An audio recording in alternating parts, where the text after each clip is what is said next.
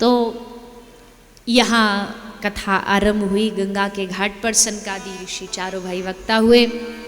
कथा जैसे विश्राम हुई, कथा के विश्राम होते ही देवी भक्ति अपने दोनों पुत्रों के साथ ज्ञान और वैराग के साथ प्रकट हो गई और प्रकट होकर के भरे पंडाल में देवी भक्ति भगवान नाम संकीर्तन करती है। भक्ति सुतौ तौ तरनु गृहीत्वा प्रेमैक रूपा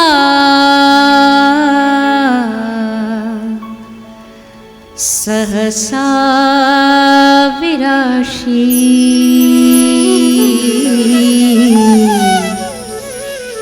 श्री कृष्ण गोविंद हरे मुरारे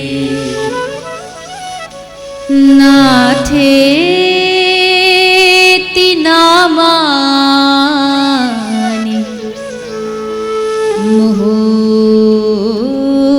मुहुर्वदन्ति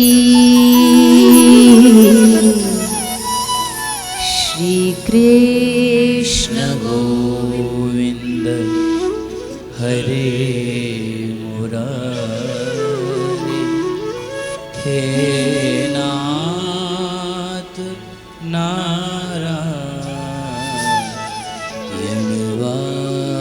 भक्ति सुतौ तौ तरणौ गृहीत्वा।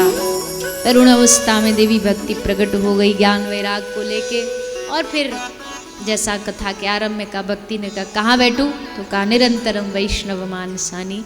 जो भगवान की कथा सुनने आए हैं देवी, आप उनके हृदय में बैठ जाओ, क्योंकि जिस हृदय में भक्ति होती है सकल भवन मध्य निर्धनास्ते धन्या निवसति हृदय येषाम श्री हरेर भक्ति रेखा।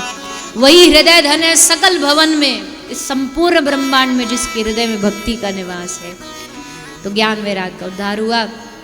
सूजी ने फिर एक और दृष्टांत दिया कि ये मत समझना भागवत सुन के केवल ज्ञान वैराग का ही उद्धार हो सकता है, कितने बड़े से बड़ा पापी हो। ये मानवा पाप कृतस्तु सर्वदा सदा दुराचार्यरता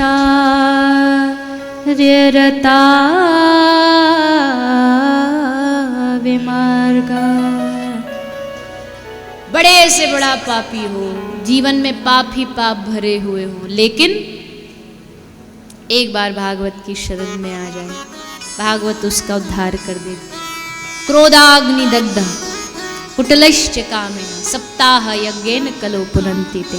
ऐसी ये भागवत है। तो उदाहरण, एक धुंधकारी नामक एक पापी था, प्रेत योनि में था। 7 दिन तक बांस में बैठ के कथा सुनी और 7 दिन में उसका उद्धार हो गया।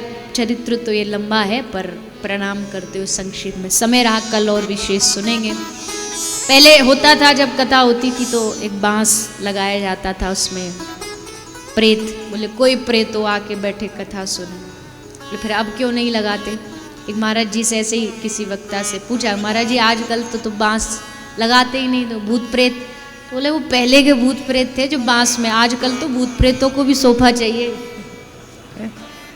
उनको भी वीआईपी ट्रीटमेंट चाहिए, ऐसे नहीं आते बांस फांस में। बढ़िया बाकायदा वीआईपी पास लेके आएंगे और उस पर बैठ के कथा सुनेंगे, इसलिए बांस अब रखते नहीं हैं।